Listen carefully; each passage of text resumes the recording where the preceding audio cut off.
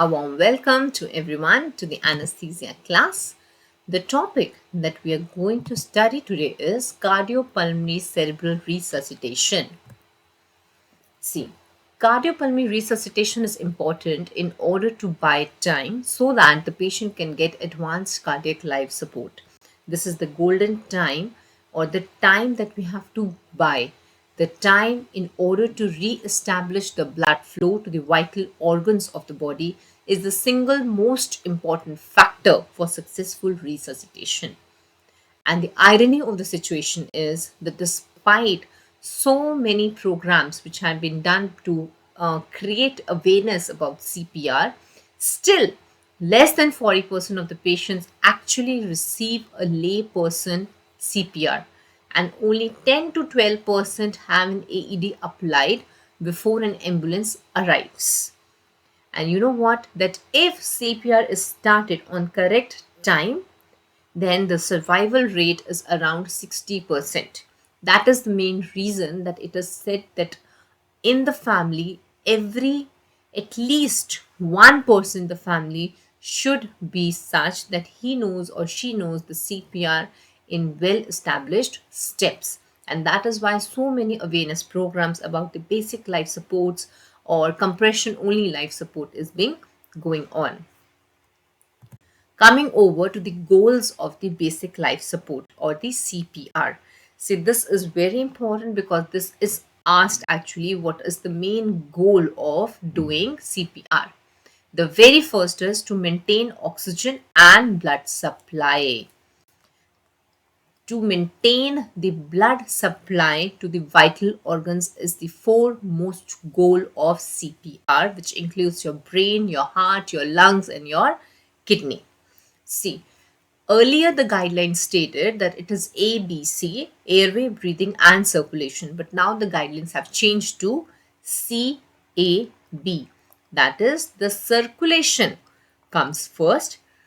The chest compressions, which is the part of circulation, have to be done first, followed by clearance of the airway, followed by giving rescue breaths to the patient, because it was seen that even if the airway is cleared and we give rescue breaths to the patient without restoration of the circulation, it is of no use, because eventually it is the blood which is being pumped from the heart which is going to carry the oxygen to all the vital organs. Second, it is to restore the spontaneous circulation. Even if we are doing the best of the best resuscitation, we can provide only 25% of the normal spontaneous circulation. But that is enough to buy us time so that we don't have a irreversible neurological damage, and thus we can improve the survival and neurological outcome after the cardiac arrest. Generally, our body gives us 6 to 8 minutes time before we have permanent hypoxic brain injury. Last, it is to minimize the post resuscitation organ injury also. The goals of BLS and ACLS do not stop at the resuscitation only. It is the recovery phase also which is of utmost importance, and that is why this is the main reason why in the chain of survival, now the newer guidelines have come that a sixth link has been added, whether it is in hospital cardiac arrest or out hospital cardiac arrest. Earlier guidelines of 2015 had only 5 links, but the 2020 and the latest guideline has added a sixth link of recovery or to minimize the post resuscitation organ injury in the patient. This chain of survival, these steps of survival have to be remembered. There could be two conditions. One, in hospital cardiac arrest. For that, the chain of the survival starts from early recognition and prevention. That is, the staff should be able to recognize the signs of symptoms of the coming doom, or if that doom has already arrived, they must be able to recognize it as fast as possible. Second, activation of the code blue or the emergency response team. High quality CPR have to be given. defibrillation, which has become a very, very important part of CPR, followed by, if the patient survives, then post cardiac arrest care and recovery. This is in hospital. If the same cardiac arrest has been witnessed out of hospital, then the very first thing to be done is activate the emergency response system. You have to call them. And after calling, you have to do a high quality CPR followed by defibrillation. Then the ambulance, if it arrives, then advanced resuscitation care is given to the patient. Post cardiac arrest care if the patient survives, followed by the recovery of the patient. These are the chain of survival which has to be remembered. The only difference is the first and the second step. In hospital, we have to recognize and rather prevent it. And out hospital, we have to activate the emergency response system, because generally in out hospital, it's layperson who looks at the patient. When we talk about the CPR, the sequence of CPR now is CABD. Circulation, airway, breathing, defibrillation. Again, something which has to be remembered. Circulation, airway, breathing, and defibrillation.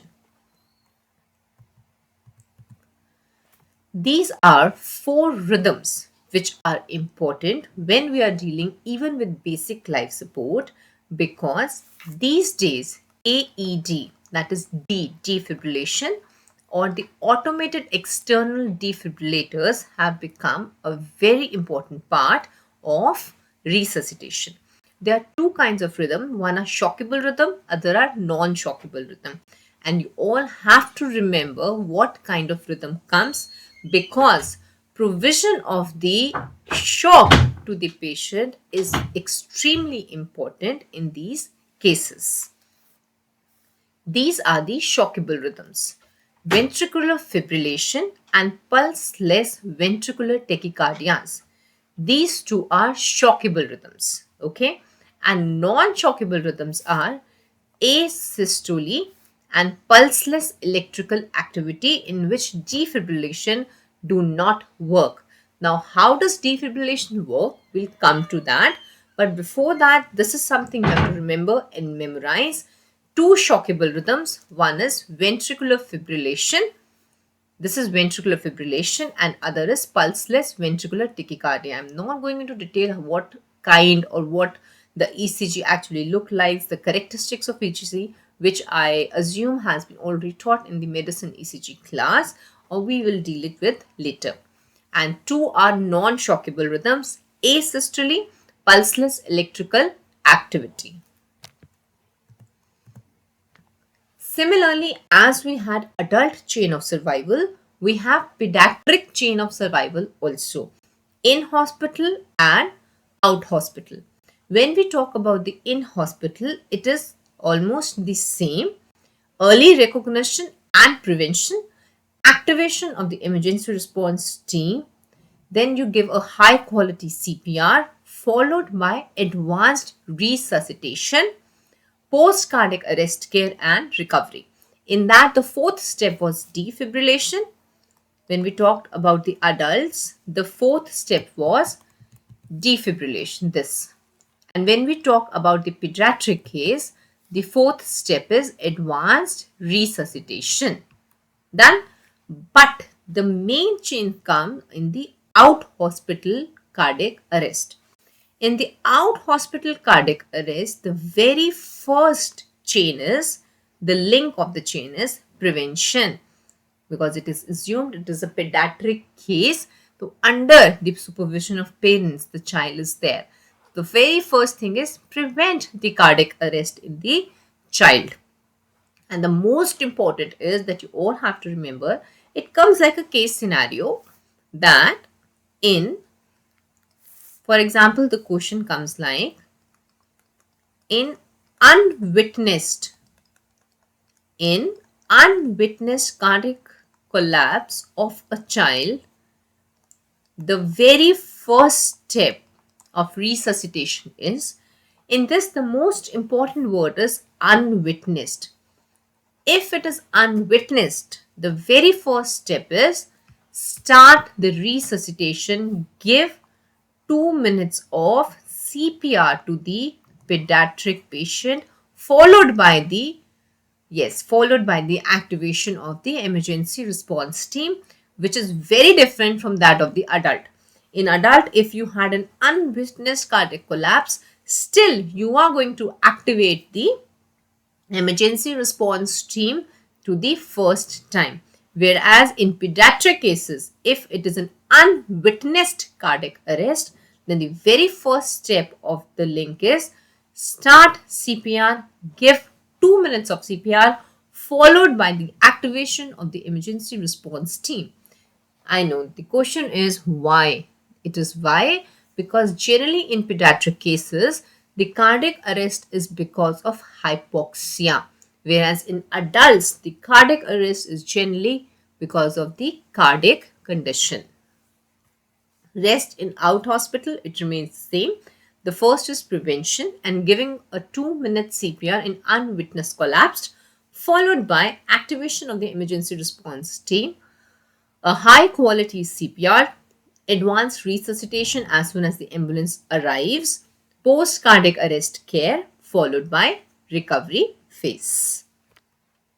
I hope the chain of survival of adult and pediatrics is clear. Now, when we talk about CABD, only a brief summarization I'm doing it. In circulation, it means effective chest compressions which have to be hard and fast. How hard, how fast, and what is effective, I'll come to it. A is airway, which is provided by two maneuvers, jaw thrust, head tilt, and chin lift. We'll come to that too. C is breathing.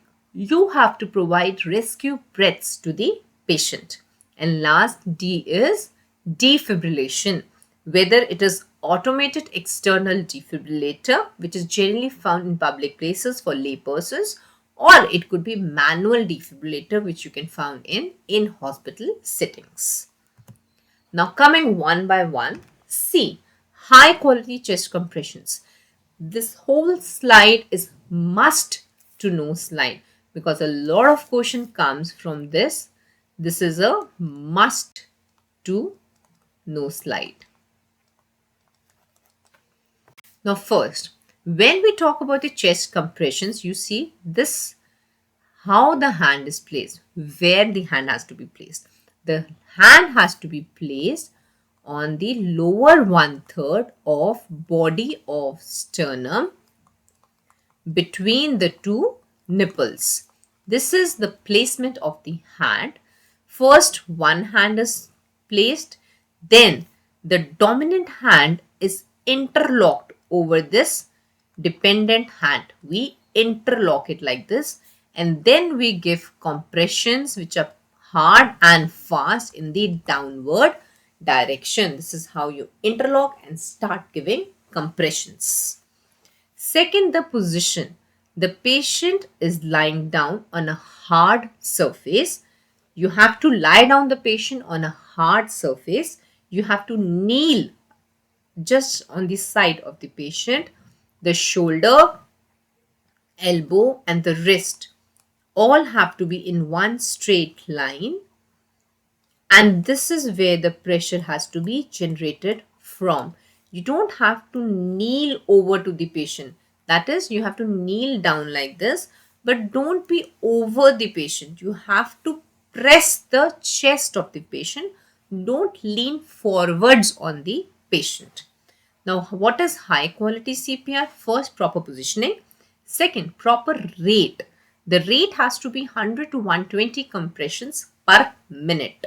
The rate has to be 100 to 120 compressions per minute. Then the depth. How much depth you have to be, it has to be there in order to call it a high quality CPR. 2 to 2.4 inches, which is around 5 to 6 centimeter. It cannot be less than 5 centimeter. It will be ineffective.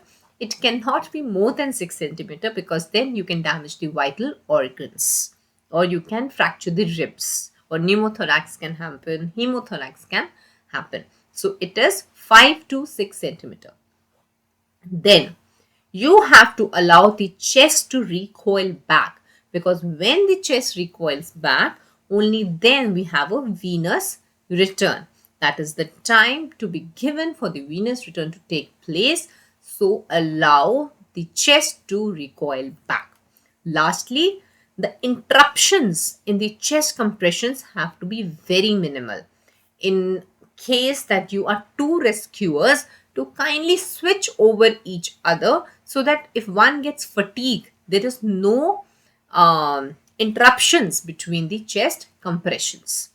Lastly, a high quality chest compression means that of the total time of the CPR, the chest compressions occupy more than 80% time of the total cycle of the CPR.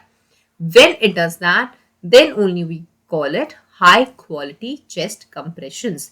The CCF ratio, that is the chest compression fraction, has to be more than 80%. Please remember that.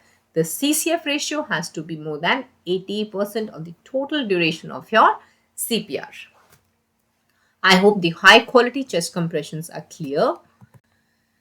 This is the high quality chest compression. This is how you give a inward or the downward pressure.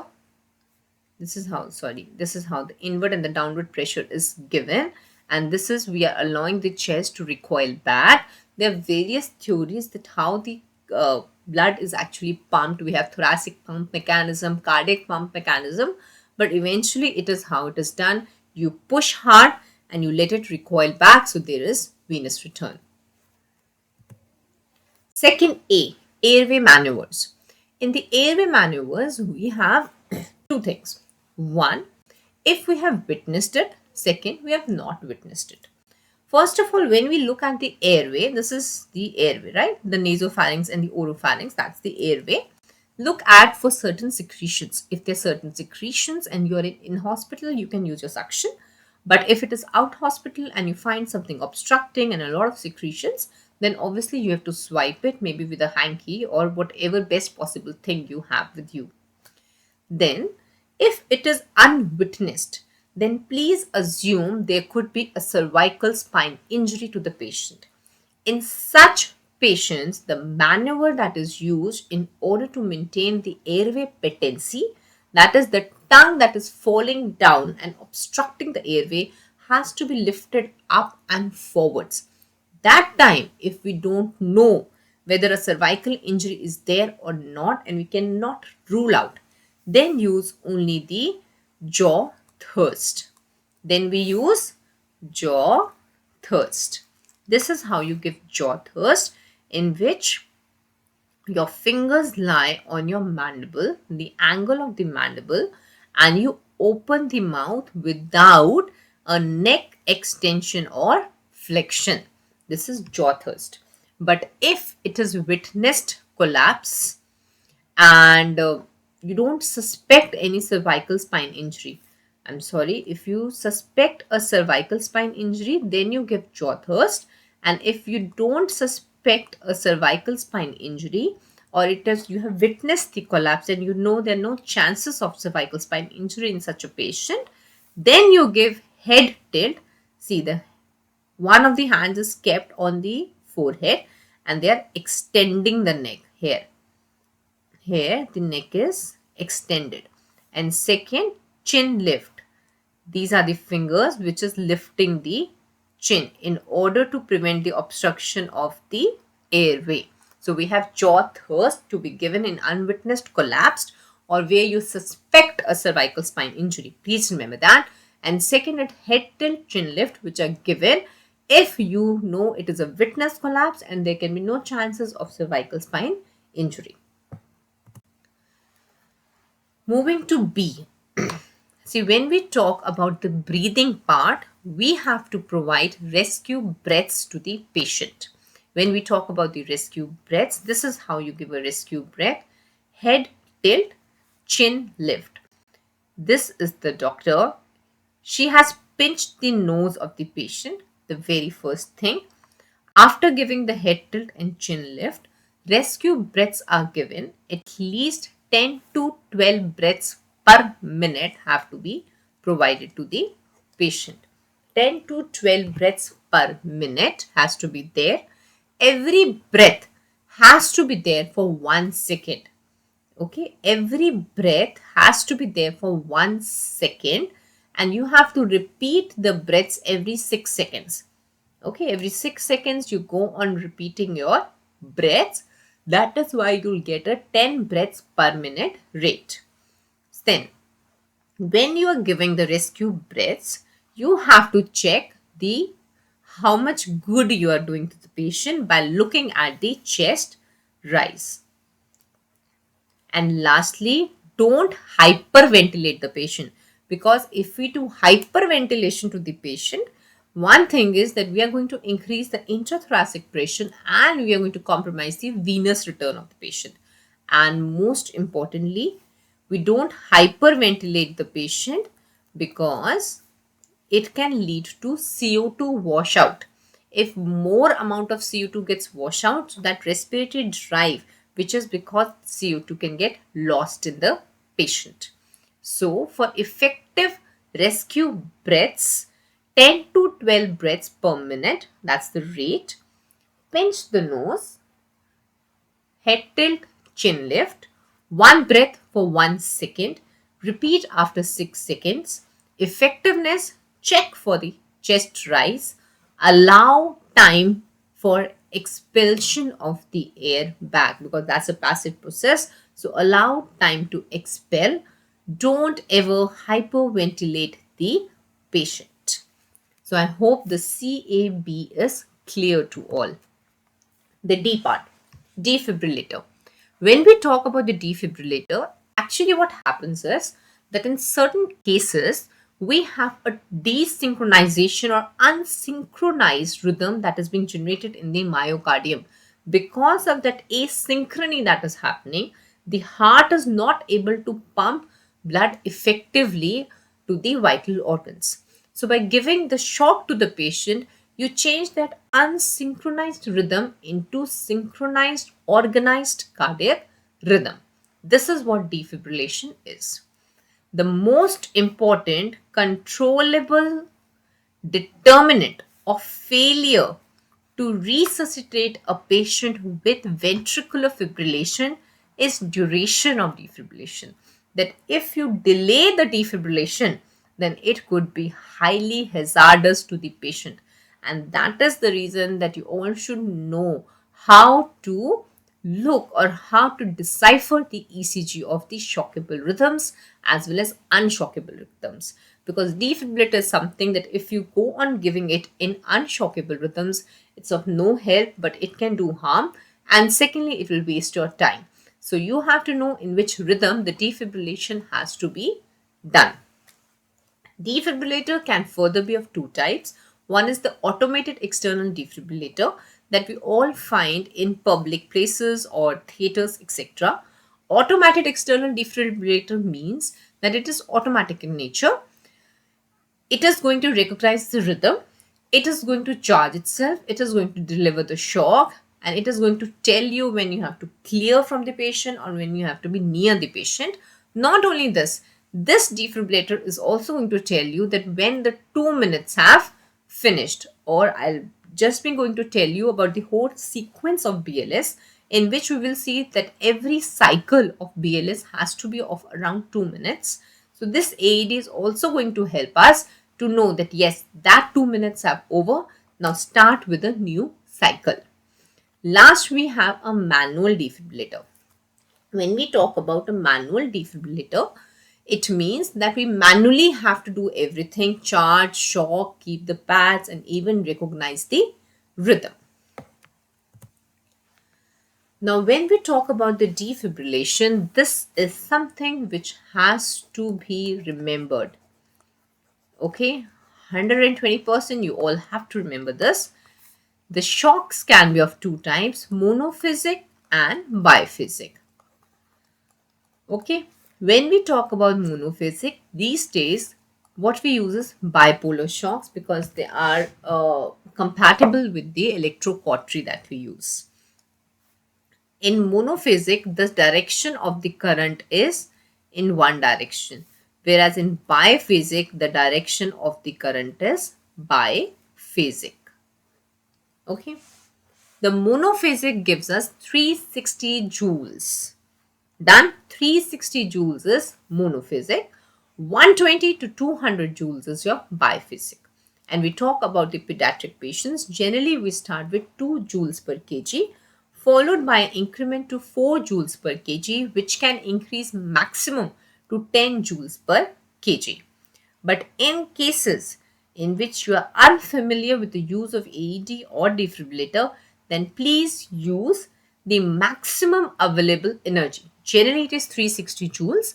So please just rotate the knob to 360 joules and immediately give shock to the patient. Okay, I repeat, the monophasic, that is the movement of the current in one direction, it is 360 joules.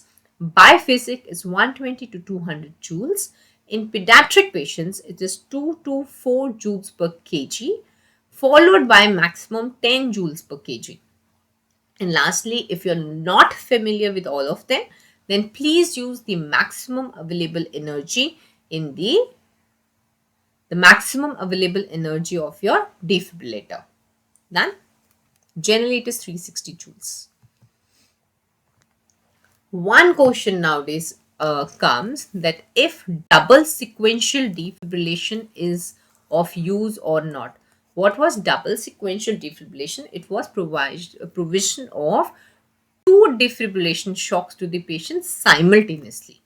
It was assumed that maybe if 2 shocks are given simultaneously, this could be a better improvement in the patient and faster recovery of the patient would be seen. But after so many trials, double sequential distribution has been found to be of no use.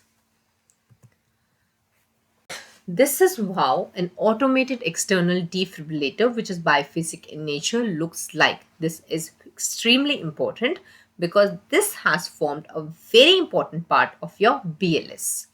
See, when we talk about AED, the very first dictum is please apply it as soon as it arrives. As soon as it arrives, apply the pads on the bare chest of the patient. After that, activate the AED. Apply the pads. The AED will analyze the rhythm. And after it has analyzed the rhythm, it will tell you whether it is shockable or non-shockable. If the AED tells it is a shockable rhythm, then you have to check that all the people who are around or surrounding the patient has to withdraw back.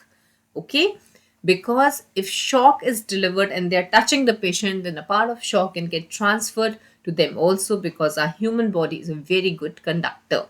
Okay, you have to clear the patients from, you have to clear the people around the patients and they have to go a little far.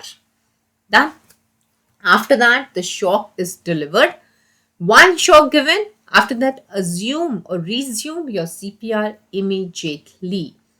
And if the rhythm comes out to be non-shockable, then just resume your CPR for 2 minutes and then recheck of what is happening. This is your automated external defibrillator, which is biphasic in nature. Now, this is how an AED looks like. It's very important because such image questions can also come. This is your AED. You have to start the AED by pressing on the green button. After that, you can take out the AED pads, connect the pads to the devices, and then apply those pads to the chest. Always remember, the chest has to be bare chest. If there are hair present on the chest, just put that AED pad and then take it off. Okay, and then you can use your new pad. This is much simpler. So the pads, plus don't apply the pads on wet chest. Always remember, when it is a drowning patient, you always have to dry the patient first and then apply your pads, because water again is a very good conductor. We don't know how it is going to react. Okay. So in AED, bare chest, no wet chest, have patients dry and then put it. Lastly, you have to be too clear to say clear. I am clear, you are clear, are we all clear that everyone is not touching, any one of the people present are not touching the patient's body when the shock is being delivered. After that, you can resume your CPR. After giving AED for one shock, resume your CPR for 2 minutes and then reanalysis of the situation can be done. The do's and don'ts of AED: do not touch the patient, very, very important. Second, if the person is not wet, ensure that the person is not wet. It is safe to use the AED if the person is lying in the snow. If the person has an implanted device such as pacemaker, just ensure that you give shock to the patient in the minimal value required. Place the defibrillator pads as close to the current position as possible. Okay, the position of the AED pad, I'm extremely sorry, I forgot to tell you about the positions of the AED pad. One AED pad is put lateral to the apex, or you can say the apex of the heart, or little lateral to the apex of the heart. And second AED is put right here on the lateral side of your sternal border, just below the clavicle. These are the two places where AED pads are kept. Place the defibrillator pads as close to the correct position as possible and never directly on the pacemaker. Okay. In case the patient has some medicine patches, then that patch has to be removed before the AED is given. Adult pads have to be used above 8 years. Just remember this, that if the patient is adult, this one, sorry. If the patient is a child but above 8 years of age, then a adult pad will be used by the child. That is 8 years. Now moving to what kind of a scene it would be. For example, an adult patient is lying on the ground. The very first thing that you have to done is scene safety. Scene safety is very important because it is you who is more important to survive. Okay. First, ensure that the scene is safe for you to work, that the patient is not lying in the middle of the road, or the patient is not entrapped in the fire building, in a building in which there is an outbreak of fire. The patient is not there. So, scene safety. Second is, you have to bring the patient out on a flat and hard surface for effective chest compressions to take place. Check the response of the patient. The second step, check the response using both vernacular language and tapping the shoulders of the patient. I repeat, you have to check the responsiveness of the patients by calling them, or you have to pat your hands on the shoulder saying, are you okay? Are you okay? Are you okay? If there is no response, then the third, shout for help. If suppose you are there on near a garden, or the person is on the in the garden lying down, whosoever is going by, just call them immediately and tell them to activate the emergency response team, or in India the number is 112 immediately, and call an ambulance here with the AED machine. Or if this is when you have two providers, or there is one more person who is going to it, and you tell him to ring and you start your CPR. But if it is just one provider which is present and you cannot see anyone else, so now the question comes that what next step will you do?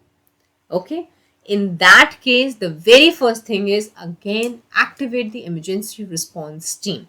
the best that one provider can do is he can take out the mobile, put it on speaker and keep it on site, right? So that the person can talk and even do the chest compressions simultaneously.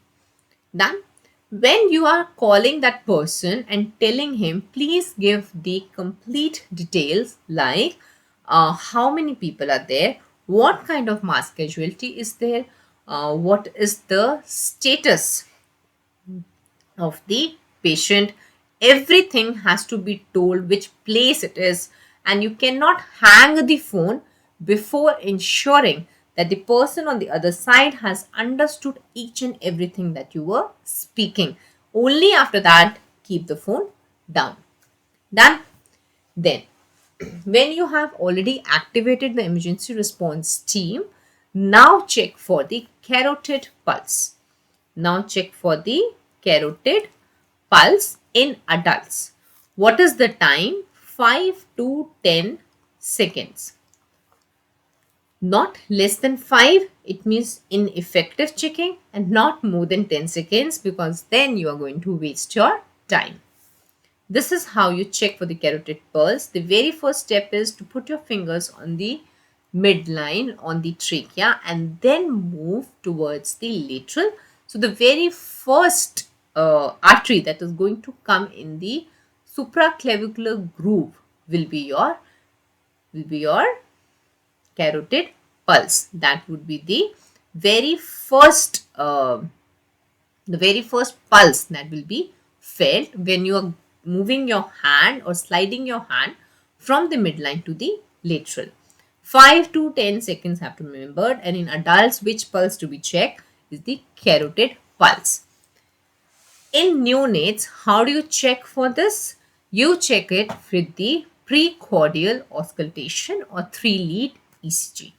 When we talk about infants, it is the brachial artery that is used in the infants. In child, it is femoral or the carotid pulse. Both can be used. And in adults, it is only the carotid artery which has to be palpated. I repeat, in neonates, it is precordial auscultation or 3-lead ECG. Infant, you have brachial artery. Child, femoral or carotid artery. And lastly, adult, we have carotid artery which has to be palpated. 5 to 10 seconds. Now, there could be three situations. I've already told. The first thing that you all have to do is scene safety. Check the response of the patient, the carotid pulse, and your breathing pattern of the chest. If the pulse and breathing is present, just observe the patient in the recovery position. That is it. You don't have to get anything done. Just put that patient in the recovery position if permitted. If pulse is present, but there are no breathing, there's no exchange you can feel, then you have to provide the patient with rescue breaths. If there is no pulse, no breathing, start the CPR there itself. Now, the one of the most important thing is that if we have an advanced airway, if we have an advanced airway which have been in situ, then we don't give any interruptions in the chest compressions, and it is 10 breaths per minute that have to be provided to the patient, because generally if there is no advanced airway present, then it is 30:2 compression and is to breathing ratio. 30 compressions have to be given followed by 2 rescue breaths, and then again compressions have to be given. But that is the scene when there is no ET tube in situ. But if there is an endotracheal tube in situ, then you don't have to stop the chest compressions and keep on providing the breaths to the patients at the rate of 10 breaths per minute.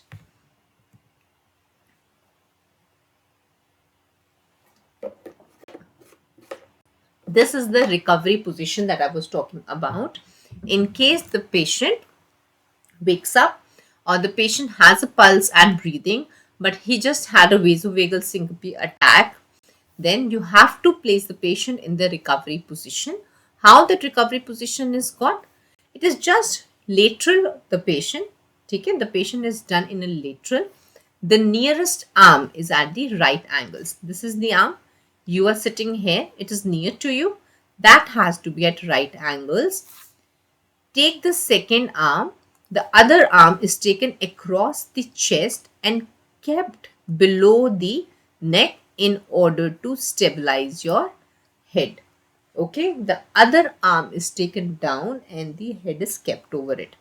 Second, the the opposite leg has to be tilted. The opposite leg, this leg has to be flexed. You can say it has to be flexed. Use the bent leg to roll the casualty over towards you. After that, you can use this leg to roll the casualty near us. Okay. So you have to tilt the head to keep the airway open. Already told you the head tilt and the chin lift or the jaw thrust. Second, the hand supports the head and the mouth, and the mouth is towards the ground. This mouth is towards the ground and this hand is actually supporting your head. And lastly, this knee stops the body from rolling onto the stomach. You have to stabilize the knee or this body is going to roll down. So this is the recovery position of adults.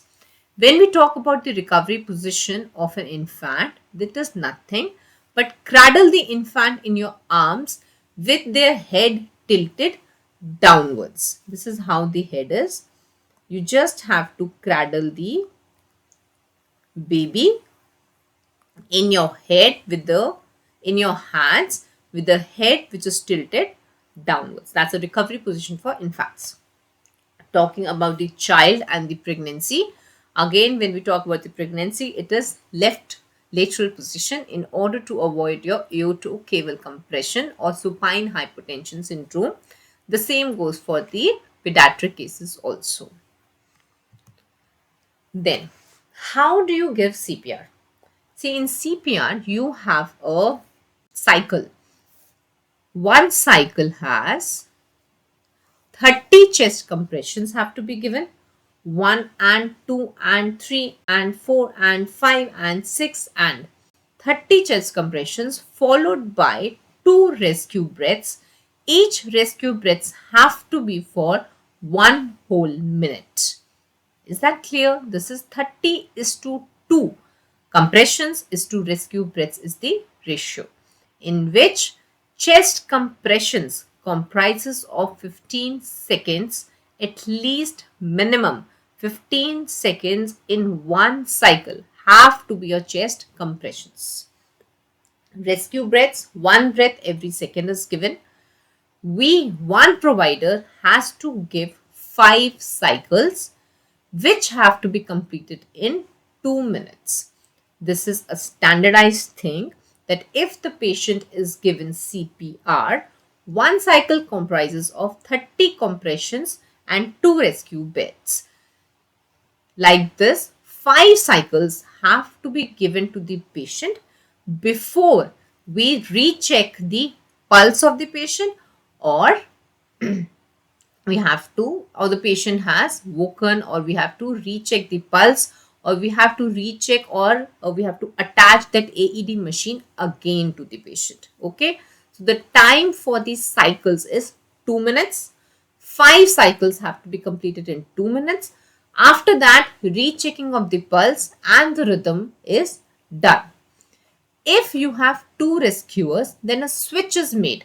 If one rescuer has finished 5 cycles, then again one more, the other rescuer will take over to the chest compressions, and the patient who was doing chest compressions will come to the rescue breaths. I hope this all is clear, because all this is very important. Okay, 30:2 is the ratio. 1 rescue breath for 1 minute. Total such 5 cycles have to be completed in 2 minutes to say that these are effective chest compressions without any interruptions.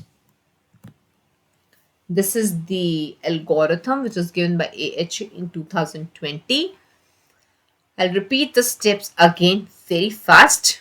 Scene safety, check the response, shout for the help, activate your emergency response team. 3 conditions: normal breathing, pulse felt, monitor till the emergency recovery comes. Then you have look for no breathing or only breathing or gasping of the patient.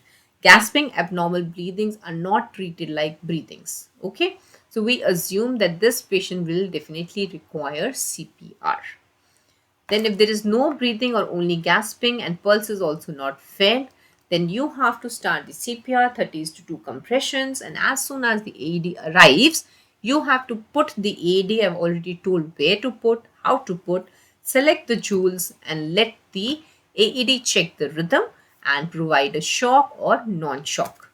If it is a shockable rhythm, then one shock is delivered and immediately the CPR is resumed for at least 2 minutes. Okay.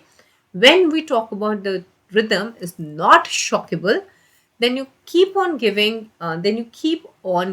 chest compressions to the patient for the next 2 minutes, and after 2 minutes you again recheck whether the rhythm is still shockable or unshockable. This is the adult basic life support algorithm. I hope it's all clear with everyone. Now, when you are providing the BLS support to the patient, then you should also know when you have to stop giving the cardiac compressions. You have to stop when there is no return of spontaneous circulation before the ambulance of the transport arrives and you don't have the AED machine with you. Arrest which is not witnessed by the emergency medical service personnel can also be a reason of termination of resuscitation after 20 to 30 minutes. If all criteria are present, consider termination of resuscitation. If everything is there, we don't have arrest is not witnessed by the emergency response team, there is no return of spontaneous circulation, and the AED has not delivered yet, and the patient has already been transported. In that case, terminate.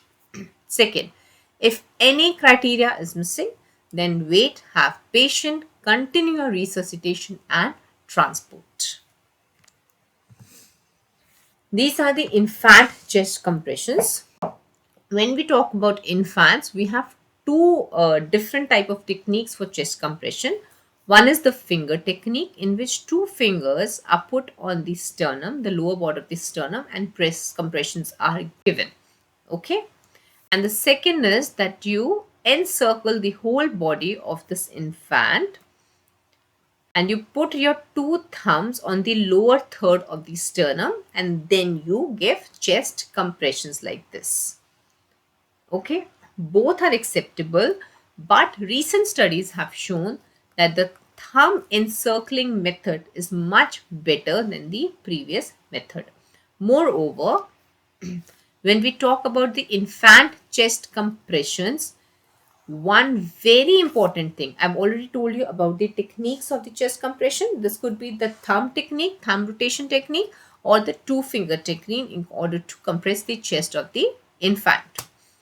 Now, one important thing here is we'll also talk about that in algorithm. And when we talk about infants and we have 2 rescuers, then the speed of compression is going to be 15:2. In adults, it was 30:2.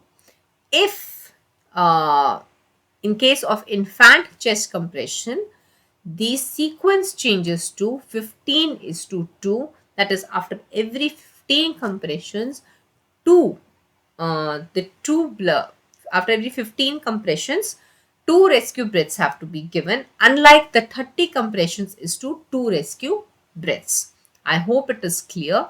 If you have 2 rescuers in the infant chest compressions, then it is 15:2. That is, after every 15 chest compressions, 2 rescue breaths have to be provided to the patient before the patient is shifted. Done? This is the chest compressions. In adults, you press it down 2 to 2.4 centimeters. In child, you can do it using just the heel of your hand, and you have to press it 2 to 2.4 inches. When talking about the infants also, you can check or give chest compressions, I've already told, by using two fingers or by encircling the chest and keeping the two thumbs on the lower border of the sternum. You can compress the chest. In this, the depth of the chest that is compressed is 1.5 inches. Okay, please remember, in adult and in child, you have to press down hard and fast till 2 inches only. Maximum you can go to 2.4 inches, not beyond that. And when we talk about infant, it is 1.5 inches. That the depth of the compression has to be 1.5 inches. This is the pediatric basic life support. The very first thing, of course, verify the scene safety, check the response of the kid, shout for help, activate the emergency response team there itself. If there is, it is almost the same that we have done. If there is breathing and pulse present, just observe. If no breathing, gasping, no pulse present, then start the CPR.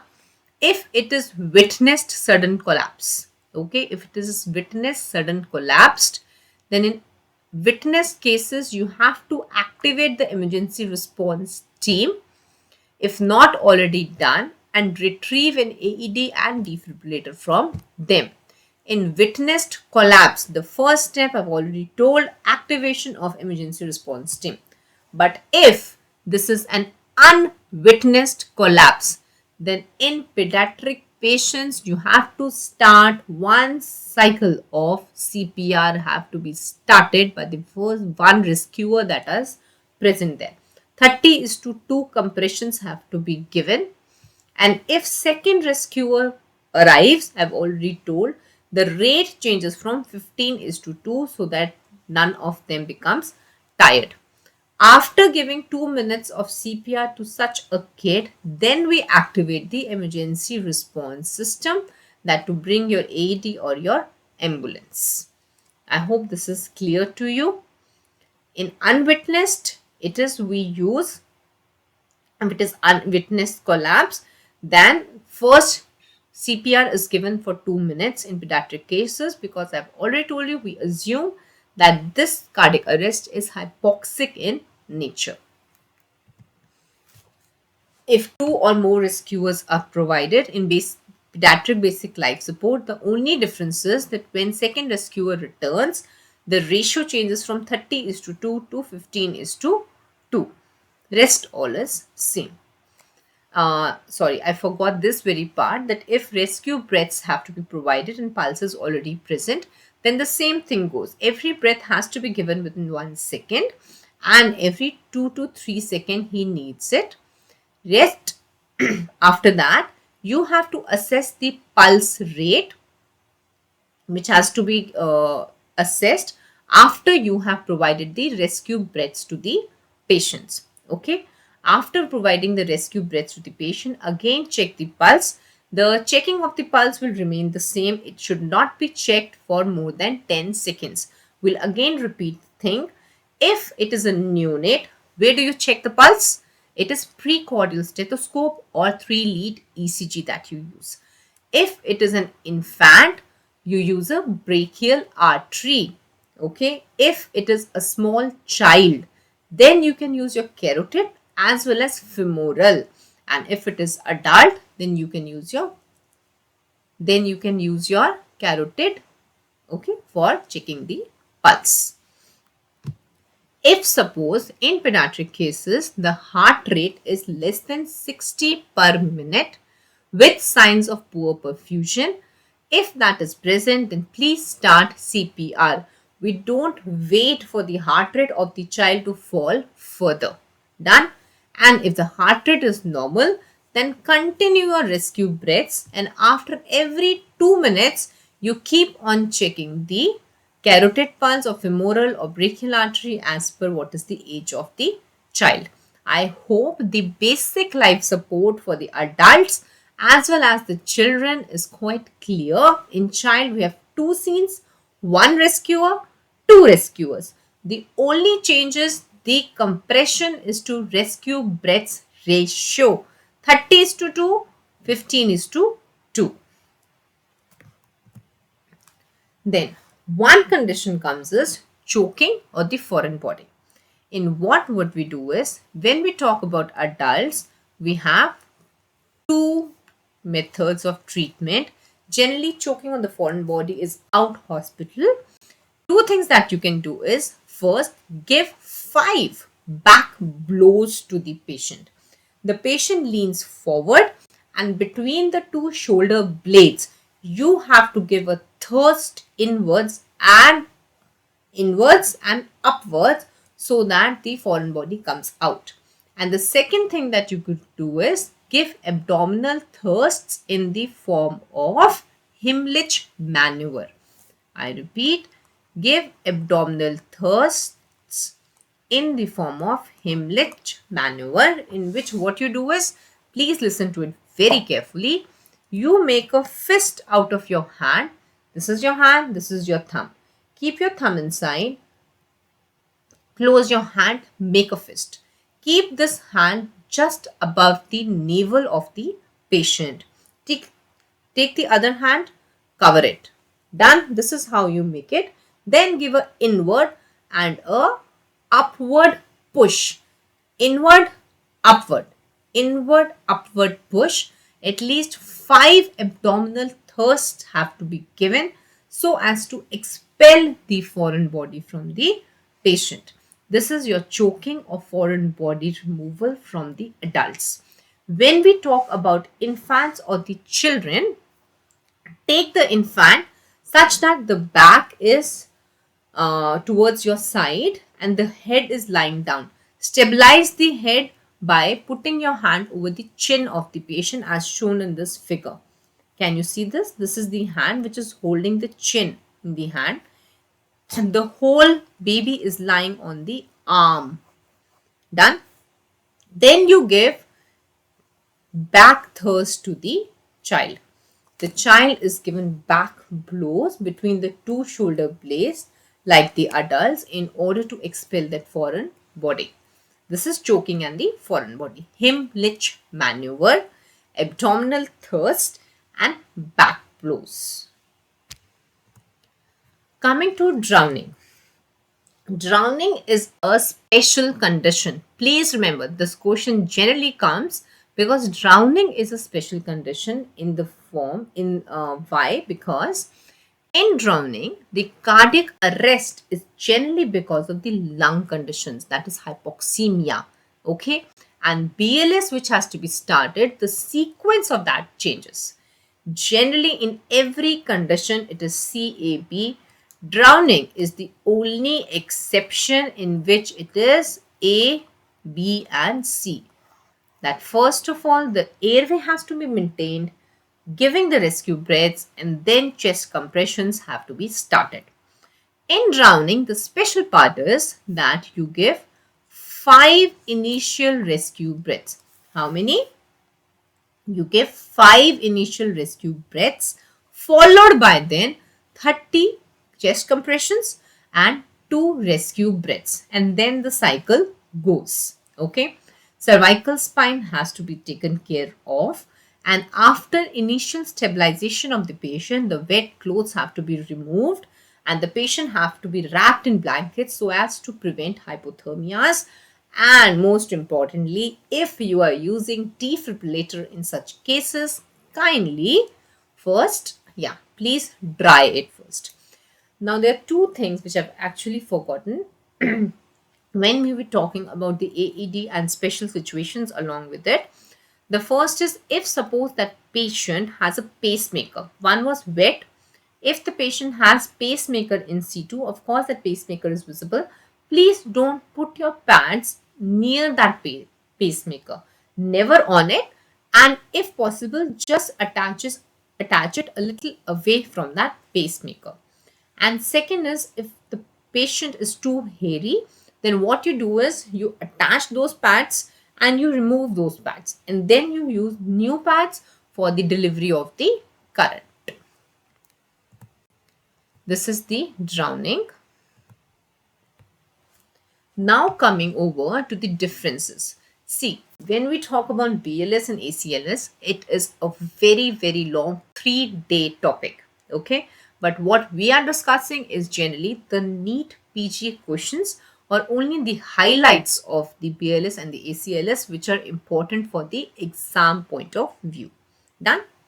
When we talk about the differences between BLS and ACLS, BLS is generally done by lay rescuers, whereas ACLS is in advanced setting, or the medical staff which is trained in it has to do it. BLS are both out in, whereas ACLS is only in hospital setting. In BLS, we use an AED rhythm to detect the rhythm and to deliver the shock, whereas in ACLS, we use manual defibrillator. What we use is manual defibrillator, and it is the resuscitator dependent. It is dependent upon the patient who is analyzing the rhythm, whether the patient is analyzing the rhythm right or wrong, and then you have to choose how much how much shock, how much joules of shock have to be provided to the patient. Generally, in monophasic, we have 360 joules. Biphasic, we have 120 to 300 joules. And if you do not know how much to give, simple, give the maximum energy that defibrillator can provide. Okay, the dictum is that if you do not know, give the maximum energy that you can provide. In BLS, we don't have advanced airway. In ACLS, we do have advanced airway. In BLS, no intravenous drugs are given to the patient, whereas in advanced, yes, IV line is there and intravenous drugs are given to the patient. ACLS. We'll briefly and quickly revise the ACLS. ACLS is a team dynamics. Okay, a total team dynamics. There is a whole team which has a team leader, one compressor, one providing that rescue breaths, one on the defibrillator, one person is there only to provide the IV drugs, and the last person is there as who is a timekeeper, who actually sees that the whole cycle of 30s to 2 and such 5 cycles are completed in 2 minutes, and after every 2 minutes you are checking the pulse, you're recording it. This is very important. This is the work of the timekeeper. To schedule your compressions is to rescue breaths, and when to give the defibrillator or when to attach those pads of the defibrillator on the patient.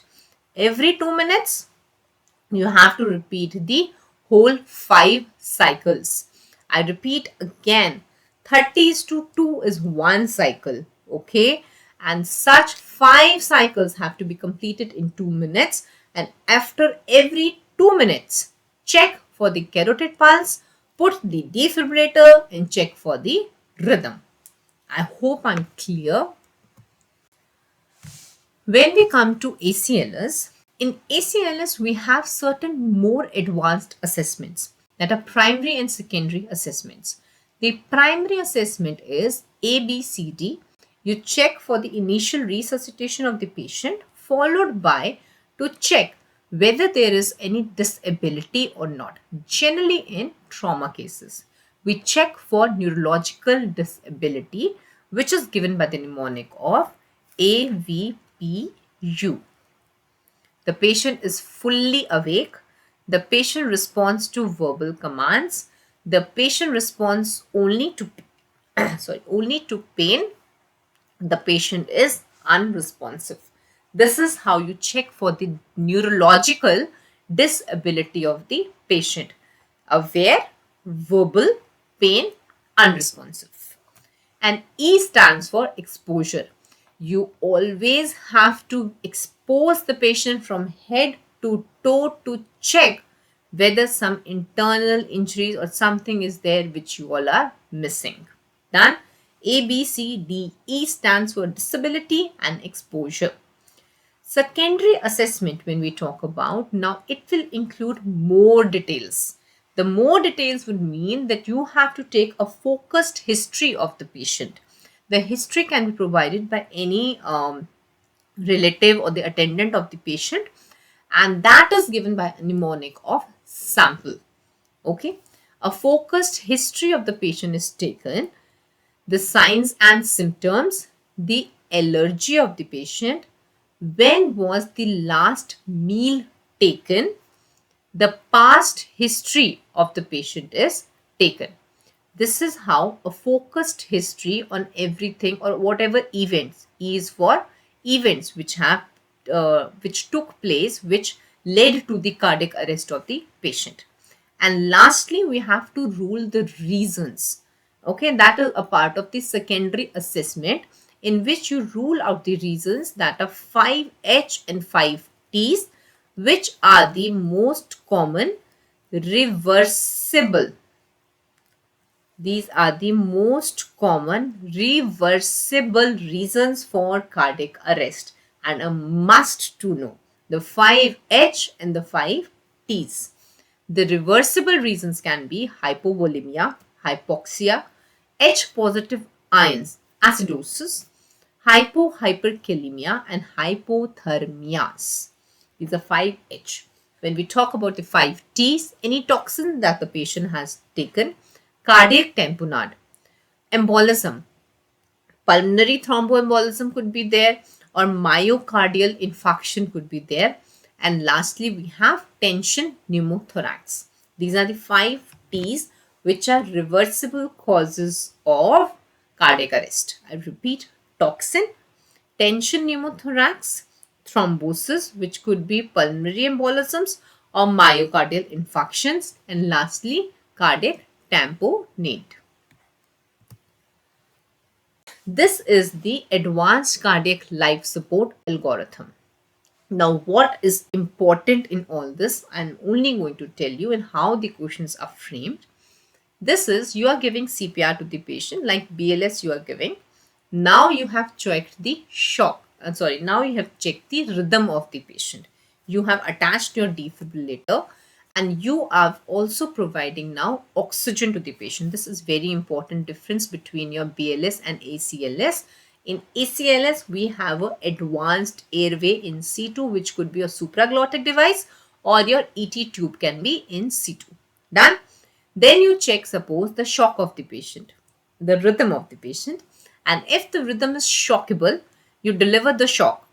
As soon as the shock is given, oh yes, now we have to again revise which are the shockable rhythms: ventricular fibrillation and pulseless ventricular tachycardias. I repeat, the shockable rhythms are ventricular fibrillations and pulseless ventricular tachycardia, whereas the non-shockable rhythms are asystole and pulseless electrical activity. Done?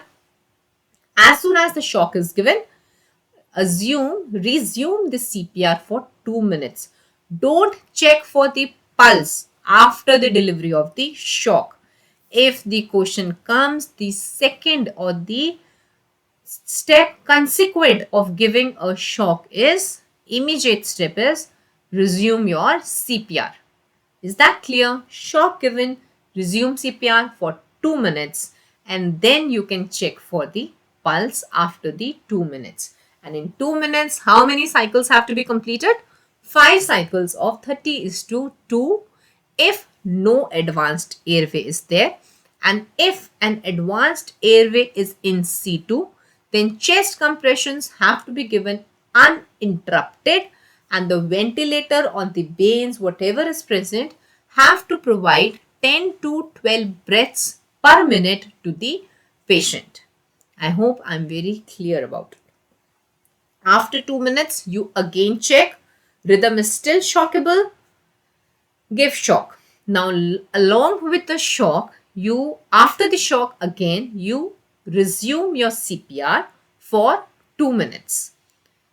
Along with this, after the delivery of 2 shocks, okay, after delivery of 2 shocks, if we have IV excess, then give epinephrine to the patient. And this epinephrine has to be given in the dose of 1 mg. 1 mg intravenous epinephrine has to be given in the concentration of 1:1000. Okay, and you can consider an advanced airway like ET tube or supraglottic device, and the check of the ET tube and the supraglottic device, whether it is correctly placed or not, the gold standard will always be your capnography. Done. You give epinephrine, and epinephrine can be given every 5 minutes, 1 mg dose in the concentration of 1:1000. Done. Now again, after 2 minutes, check the rhythm. Still the rhythm is shockable. Then other drug which you have to use is amiodarone or lignocaine. If the rhythm is still shockable, then we can use your antiarrhythmic drugs. And when we talk about the antiarrhythmic drugs, of course, you have to know the dose of those antiarrhythmic drugs also. When we talked about epinephrine, I repeat again, 1 mg in the concentration of 1:1000. When we talk about amiodarone, the first dose of amiodarone that is given is 300 mg, followed by 150 mg the second dose, and followed by, if the rhythm is still in fibrillation or arrhythmias, 1 mg per minute. This is how the dosing of amiodarone is done. First 300 mg, second dose will be 150 mg, followed by infusion of 1 mg per minute. The second choice is lignocaine. Lignocaine, the starting dose is 1.5 mg per kg, followed by half the dose, 0.75 mg per kg. This is the dose of lignocaine, and you all have to remember these 3 doses by heart. Done. The second case comes when it is asystole or pulseless electrical activity. In such cases, CPR has to be continued and epinephrine has to be given as soon as possible. In this case, we waited for 2 shocks before giving epinephrine. But if it is asystole, then epinephrine has to be given there itself. Advanced airway, check it through EtCO2. After 2 minutes, again check for the rhythm. 2 minutes, again checking is done. Still, it is not shockable. Give CPR. See if you can rule out your causes for it. And if the rhythm becomes shockable, then you can give shock to the patient. One thing you all have to remember, the best survival rate is always in shockable rhythms. Why? Because shockable rhythms means that still there is some electrical activity which is present in the heart. Maybe that electrical activity is dysynchronized, it's not synchronized, but electrical activity is there in the heart. That is why we always check the rhythms in the asystole, that maybe because of the epinephrine or because of the continuous chest compressions, the rhythm has changed to a shockable rhythm, which means that some activity of the heart has been resumed back. Okay. Then the CPR quality is the same. I've already told you about it. The shock which are delivered biphasic, monophasic, epinephrine, amiodarone, lignocaine has to be used. And advanced airway, if in situ, then the breaths have to be given 10 to 12 breaths per minute without interruptions of the chest compressions. And lastly, the most important thing is ROSC. If there is return of spontaneous circulation, when we say there is a return of spontaneous circulation to the patient, it is checked by checking your EtCO2. Actually, there are 2 uses of EtCO2. The 2 uses of EtCO2 are that this can help us to see how effective your chest compressions are. If the chest compressions are not effective, the EtCO2 will always be less than 10 millimeters of mercury. We need EtCO2 to be at least 10 millimeters of mercury to say that your chest compressions are, yes, they are good. But the ROSC, return of spontaneous circulation, is set when EtCO2 is maintained to the level of 40 millimeters of mercury. Please understand the difference in the question if it comes. First question that comes is generally asked is, how do you check the effectiveness of your chest compressions? In that case, the EtCO2 has to be around 15 to 20 millimeters of mercury. Less than 10 millimeters of mercury, it means your chest compressions are not working at all, or it has to be kept at 15 to 20 millimeters of mercury when you are compressing the chest. But if it states, how would you assume that ROSC has been there? Then EtCO2 value in that is sustained to 40 millimeters of mercury. I hope I'm very clear about it. There are certain changes in pediatric patients. In pediatric patients, epinephrine is given in first 5 minutes and you repeat it after 4 minutes. Like in adults, we were repeating it after 5 minutes. In pediatric patients, it is repeated after every 4 minutes. Done. One golden thing which I have to tell you is that intravenously, whenever you are giving a drug in a cardiac arrest patient, two things have to be done. One, either give a bolus. You give 1 mg of drug, it is not going to go anywhere. After giving that drug, please give 20 ml bolus through the cannula. First. Second, raise the arm so that the blood goes down with the help of gravity and it can reach your heart. Because please remember, there is no circulation in the blood, in the body. So you have to give a bolus or you have to lift the arm so that the drug goes to the heart. These are two things which have to be done. Intravenous route is the most preferred route when we talk about cardiac arrest. But the second preferred route is intraosseous route. Generally in pediatric patients that we do it. And the intraosseous route, where do we do it? It is done in the lower end of the femur or the upper 1/3 of the tibia. Okay, that is tibial crest which is present. It is done there. The upper 1/3 of the tibia is selected, that the tibial crest on which intraosseous drug delivery has to be done in case IV line is not present. When in infants, this is one question that had been asked. In infants, during CPR, what kind of tube is preferred, cuffed or non-cuffed? Generally, what the assumption or what the guidelines were, that uncuffed tubes have to be used in pediatric cases. But this has all changed with the advancement in the ET tubes, and now cuffed tubes have to be used even in infants. Okay, but the cuff pressure has to be kept less than 30 millimeters or less than 30 mg per kg. This is your cuff pressure which has to be maintained in case cuffed ET tube are used in infants. Clear? The salient features, I've already told most of them. In advanced airway, 10 breaths per minute with continuous chest compressions which have been uninterrupted. Capnography can be used for monitoring purpose.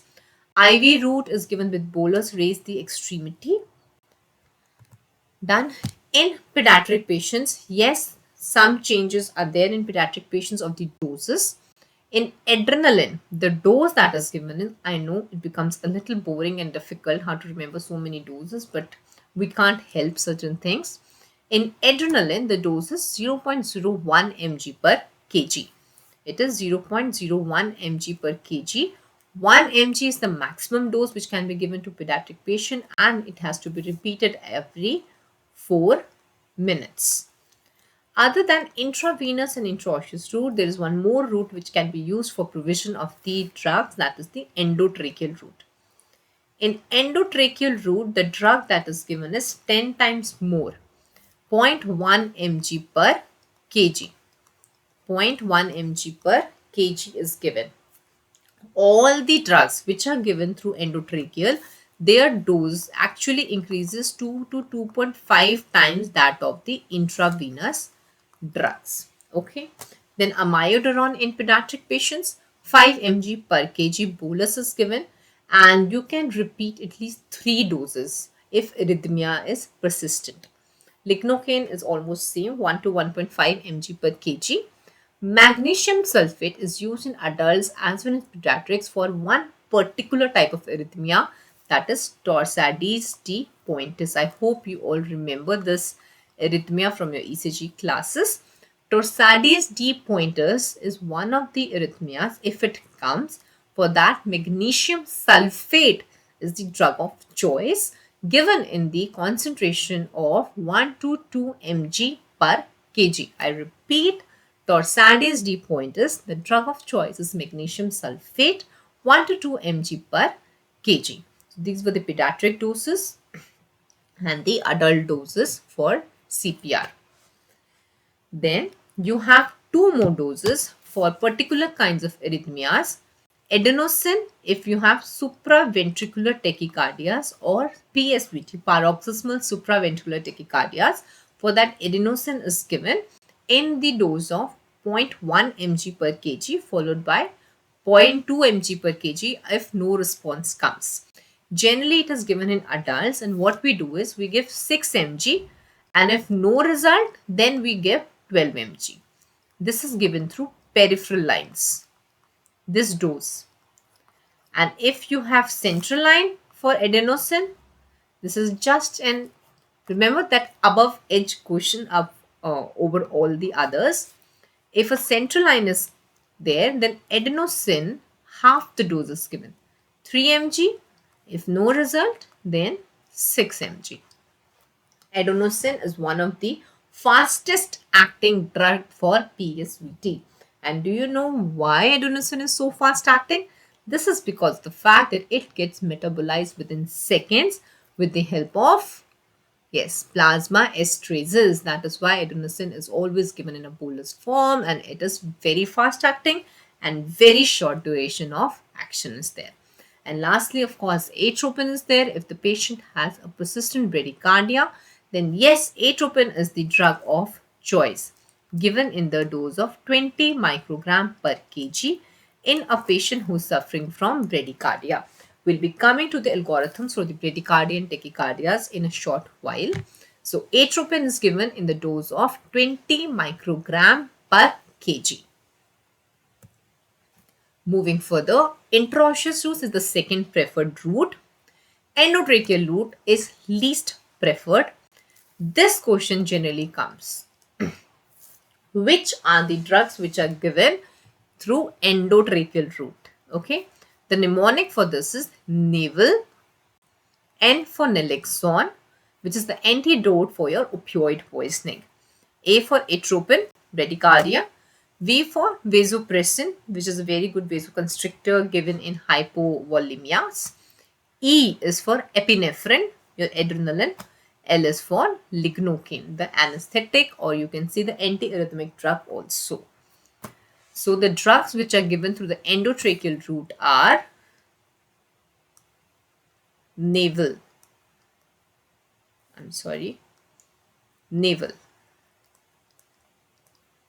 N naloxone, atropine, vasopressin, epinephrine and lignocaine. And the dose I've already told, it is more than the IV dose. Okay. Two things that you all have to remember which are asked, like what should not be done in pediatric CPR. First, in pediatric patient, umbilical vein catheterization has to be considered in order to provide drugs. First. Second, in case pregnant woman resuscitation is going on, I'll come to the algorithm. Fetal monitoring is not advised. I'm telling you again, in case maternal resuscitation is taking place, no fetal monitoring is required in those cases. I have already talked about this, that how do you check about the effectiveness of your CPR, that is the quantitative waveform capnography, which is the most accurate measurement of the quality of your CPR. And even if you have established your airway or advanced airway, again this becomes the gold standard for checking. ETCO2 is less than 10 mmHg, not effective, bad prognosis. So you have to maintain it above 10 mmHg. And ROSC is said when it is around 40 mm mmHg. Other than EtCO2, the quantitative markers for an effective CPR are two more. One is intra-arterial relaxation pressure. That is, the coronary perfusion pressure has to be more than 20 millimeters of mercury. Again, this is not used much. What is used, what is preferred is your EtCO2. But still, intra-arterial relaxation pressure or coronary perfusion pressure has to be maintained above 20 millimeters of mercury. After that, the central venous oxygen saturation has to be 60 to 80%. If it is less than that, it means your compressions are not effective. Then the central venous oxygen saturation has to be above 60% so that you have good chest compressions. So these are the three quantitative measures of the effectiveness of your chest compressions. I repeat, EtCO2, your central venous oxygen saturation, and third is intra-arterial relaxation pressure. Moving, when the ACLS has to terminate. Again, arrest was not witnessed by chance. There was no CPR which was done by the laypersons. You don't have, there is no response. It's a failure to responses there. No shock was delivered before transportation. There was no return of spontaneous circulation. If everything is there, yeah, like arrest, no one knows when it happened, no CPR was given, and no return, no signs of return is there, and no shock was also delivered. If all these criteria are met, then we can terminate the resuscitation. But if any of these criteria are missing, means something had been done, for example, some bystander did some CPR or a shock was given by AED, then you have to resuscitate the patient and transport the patient to the hospital there itself. Last, it is DNR, that is do not resuscitate, which we generally do in our ICUs for patients who are so sick that their mortality is almost 100%, and we have taken a consent from the relatives, or the relatives want the patient not to be resuscitated because the survival rate is almost zero. So in those special cases, we have do not resuscitate orders with us. This is if the patient now has come back. That is, we have a post cardiac arrest care algorithm also. Of course, you all cannot remember the whole algorithm. So I'll just let you know what you all have to remember. Okay, that is what my job is. In the post cardiac arrest care, if the patient has revived back, first, airway. Your airway has to be maintained, advanced ET tube have to be there, and three criteria are now to be met. First, breaths, 10 breaths per minute have to be provided. The saturation of the patient has to maintain 92 to 98%, and PSU2, which has to be maintained in order to say that there is sustainability of the patient, it is, I've already told, 40. That's the average of 35 to 45 mmHg. The best option will always be 35 to 45 mmHg, but generally one single, if numerical given, then that is 40 mmHg. Then 12 lead ECG has to be taken. And the second thing that these days is asked for is 12 lead ECG. Consider cardiac intervention if 12 lead ECG states there has been some cardiogenic reason for the arrest. Maybe we have an MI, we have an unstable cardiogenic shock. In those cases, give vasopressor support to the patient and then treat accordingly. Done. If the patient is comatose, I repeat, if the patient is comatose, then you have to obtain a CT scan for the patient, EEG for the patient, and we go for target temperature monitoring. I hope I'm very clear about it. This is asked which investigations in the post cardiac arrest care are recommended. 12-lead ECG is recommended. And if the patient is comatose, then CT scan, EEG, and the patient is then given a target temperature monitoring. If the patient is awake, then treat it like a critical care management patient. I hope I'm clear about it. What you have to maintain is the saturation, the EtCO2 of the patient, and what investigations are needed. 12-lead ECG followed by CT scan, EEG, and if the patient is comatose, then we go for target temperature monitoring. Now, when we talk about the target temperature monitoring, plus there is one more thing we have to maintain is hemodynamics of the patient. Of course, you can use your vasopressors like your noradrenaline can be used, your epinephrine, dopamine, dobutamine, or vasopressin. Everything can be used, and the very first line, the first agent of choice is your norepinephrine, which have to be given in order to maintain the systolic blood pressure above 90 millimeters of mercury, and MAP has to be kept above 65 millimeters of mercury. I repeat, the hemodynamics, the systolic blood pressure with the support of your vasopressors and inotropes have to be maintained around 90 millimeters of mercury, and your MAP has to be maintained at least 65 millimeters of mercury. Now, when we talk about the target temperature monitoring, in these cases, the first prerequisite that the patient is in coma.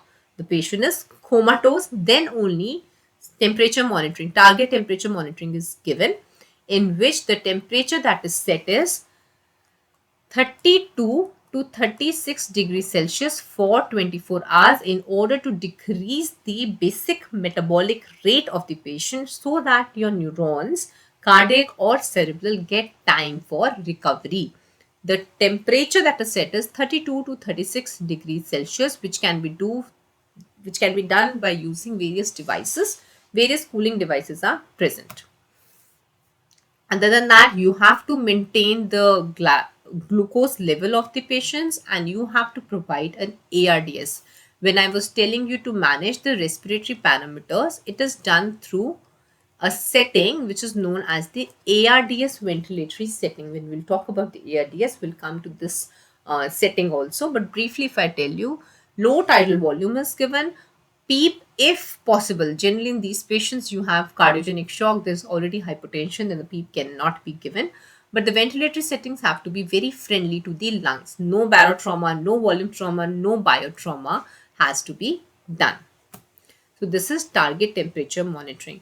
In target temperature monitoring, one thing that I want to tell you is that if the patient is under TTM, before you declare the patient brain dead, kindly wait for at least 48 hours. Okay, 48 hours should be given to the patient after giving TTM to check whether some response is coming or no response is present. I hope I'm very clear about the post cardiac arrest care. The maintenance of the body temperature can be done by using ice cold isotonic non-glucose fluid. So this fluid is given by rapid infusion to the patient in order to maintain that temperature. Assess the prognosis only after 48 to 72 hours. That too, the prerequisite is core body temperature has to be normal.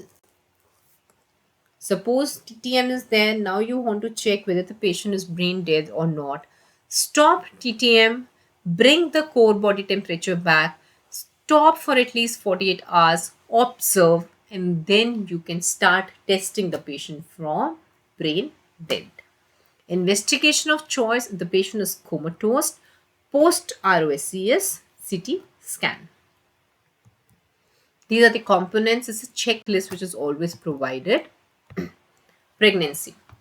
When we talk about the pregnancy, the very first question that comes is this: when is perimortem cesarean delivery done? What is the time interval for this? It's 5 minutes.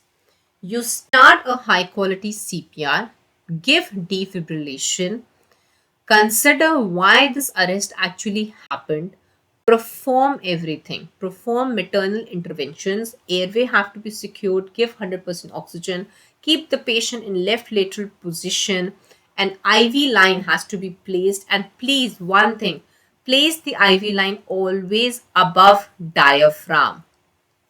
Okay, the IV line in a pregnant female should always be above the diaphragm so that the drug can go, because below that you have your in IVC compression which takes place. Okay, so the blood does not flow. And in patients who are receiving IV magnesium, maybe eclamptic patients, stop it and give calcium gluconate immediately to the patient. Done. Continue your CPR, defibrillation, and other ACLS, epinephrine, everything is given. Side by side, prepare for perimortem cesarean delivery, which is meant only for the survival of the fetus. The maternal ROSC is not coming.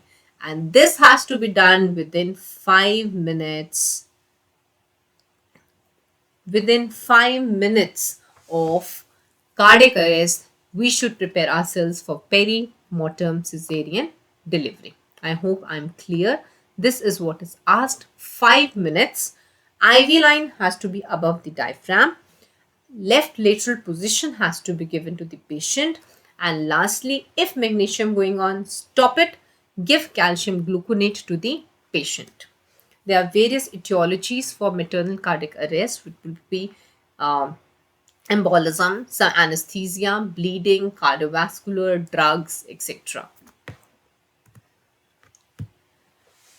During TTM, suppose a pregnant patient's, this is one of the case or the questions which I've written. If suppose in the pregnant patient you have target temperature monitoring which is going on, the fetus has to be checked for bradycardia, because we all know that temperature hypothermias can lead to bradycardia. So the fetus monitoring has to be very stringent in cases of ROSC in which the patient is comatose and target temperature monitoring is being used and the fetal monitoring is being done and he is viable. So please keep a check for bradycardia. Then we have two more algorithms in ACLS. One is the bradycardia algorithm. See, when we talk about the bradycardia algorithm, there's various rhythms of bradycardia, which could be first degree AV block. Then you have type 2 blocks, which are the second degree AV blocks, which can be type 1 or type 2 Wenckebach blocks. And type 3, that is your complete AV blocks. Okay, so you have different types of AV blocks which can lead to bradycardias. The first thing is heart rate less than 50 per minutes will be considered like bradycardia. The first thing that you all have to know is what is bradyarrhythmia. Heart rate has to be less than 50 per minute. Again, the same resuscitation, maintain the airway, oxygen, cardiac monitor, blood pressure, pulse oximetry, 12 lead ECG have to be taken. But even after the initial resuscitation, the patient's bradyarrhythmia is still there.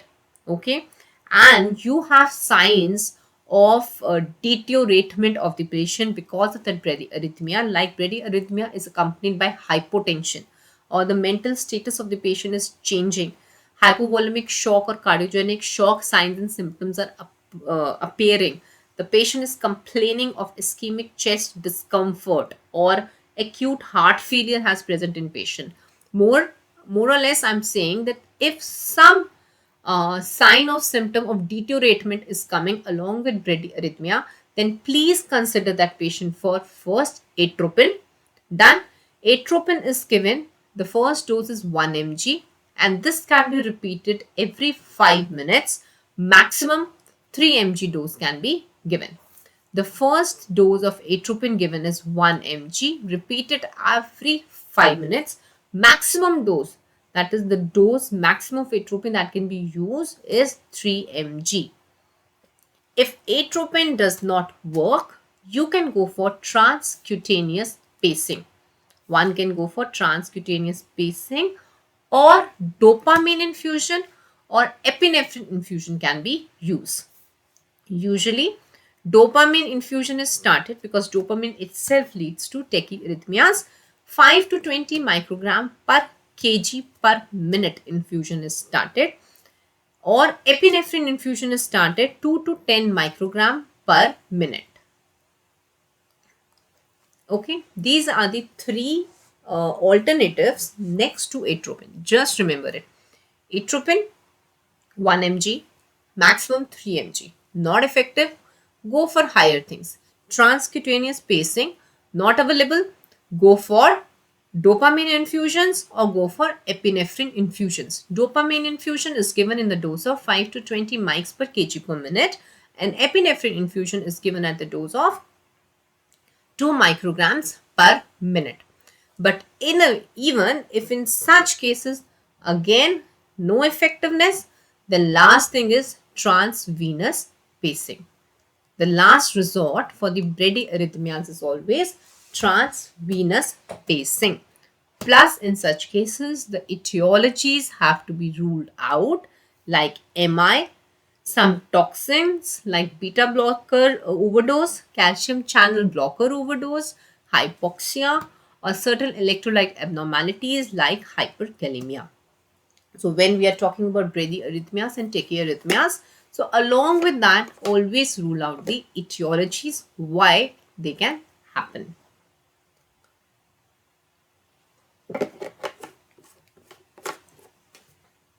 Next, tachycardias. Now, when we talk about the tachycardias, they can be atrial tachycardias or ventricular tachycardias, or mostly the common classification of tachycardias is narrow complex QRS and wide complex QRS tachycardias. When we talk about the QRS, less than 0.12 seconds is narrow complex, and more than 0.12 second is wide complex tachycardias. Done. Coming first to the narrow complex tachycardias, then we'll come back. Narrow complex tachycardias can be of three types. These are the three main types, and again I'm telling it's not an ECG class, it's a advanced cardiac life support class, so we'll be dealing it with fast. The narrow complex tachycardias will have PSVT, paroxysmal supraventricular tachycardias. The characteristic finding of the ECG is no P wave will be visible. It is regular, rhythm is regular, intervals are regular, no P wave is visible in it. That is PSVT. If the patient is stable having a PSVT, vagal maneuver is done. That is carotid massage is given. For that, vagus nerve gets activated, and vagus, as you all know, is parasympathetic. It can lead to decrease in the heart rate. Second, Valsalva maneuver can be done. And lastly, adenosine drug can be given 6 mg IV, not effective, 12 mg given through peripheral route. If central line is there, half the dose of adenosine has to be given. If the patient is unstable, then shock has to be given to the patients. Generally, nowadays we have biphasic shock machines, defibrillators, which are biphasic in nature. Unstable, give synchronized shock to the patient. Please remember one thing. Shocks are of two types, synchronized, unsynchronized. Synchronized shock means that when we are dealing with the ECG of the patient, as soon as the QRS complex comes, only then the shock is delivered. And unsynchronized means whatever the rhythm is, whatever is going on, the shock is delivered. Only one condition is there for the unsynchronized shock, that is known as the defibrillation also. That are your cardiac arrest rhythms. That is your polymorphic ventricular tachycardias or the pulseless ventricular tachycardias in which we defibrillate. All of them are cardioversions. The synchronized shocks are also known as cardioversion shocks. Is that clear? Great. Second narrow complex we have atrial fibrillation. Atrial fibrillation is irregular rhythm that comes. Then the intervals are irregular. irregular rhythm. Stable, amiodarone is the drug of choice for atrial fibrillation. Unstable, synchronized cardioversion, 120 to 200 joules is given. Atrial flutter, and you have that funny F waves that comes, the funny waves, F waves, which are known as, which are the flutter waves that come in atrial flutter. Patient is stable. You have to decrease the heart rate because in flutter, the heart rate goes up to 250 to 300.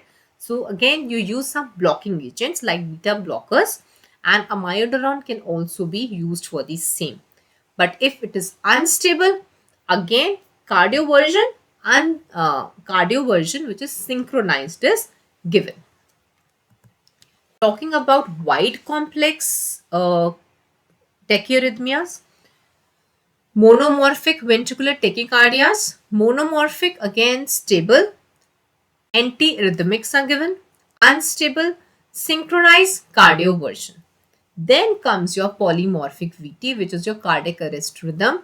It is always unstable, defibrillate the patient. Unsynchronized, 120 to 200 joules because it is biphasic.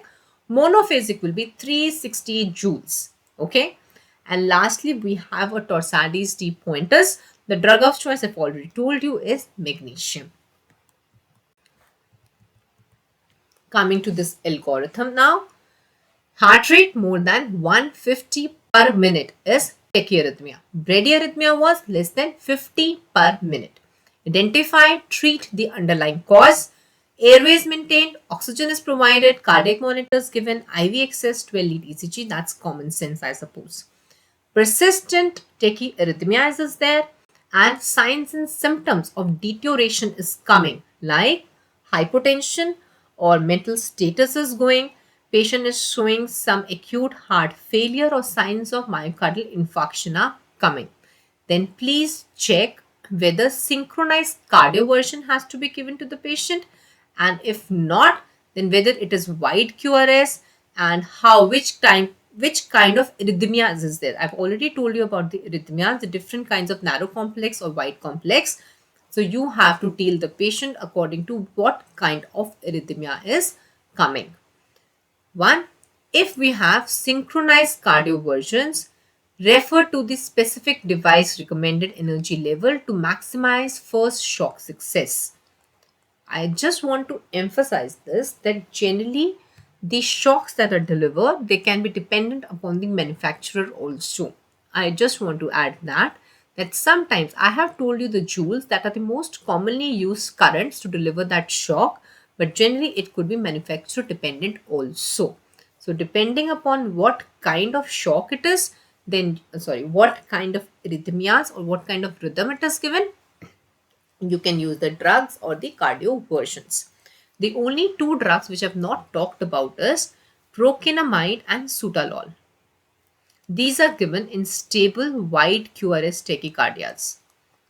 Okay, in stable wide QRS tachycardias like monomorphic VTs, we do give procainamide, or we can also give sutalol if in these cases. Okay. Then lastly, we have your opioid emergencies. In opioid emergencies, you only have to remember is naloxone. Okay. Opioid emergency is naloxone. Get naloxone. Rest, everything will be the same, but you have to give naloxone to the patient. Rest, all is almost the same. If pulse is present, okay, breathing is absent, generally in opioid associated emergencies, respiratory arrest is present to the patient, and if the patient is not breathing normally, that is CPR. Give naloxone, start CPR. But if the patient is breathing normally, okay, in order to prevent deterioration, please consider naloxone for the patient. Naloxone is the drug of choice for opioid associated emergencies.